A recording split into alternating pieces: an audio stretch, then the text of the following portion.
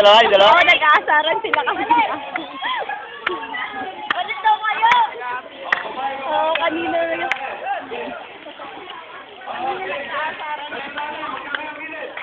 Yung dito ko ngayon, sa kapila naman. Game mo. Okay, game. Eh, di ka naman para sa swimming, para sa sipa ka eh. Ay, paano yan? Kanina pa yun. Ha? Eh, naku, hindi ka na makakasipa. Kanina pa.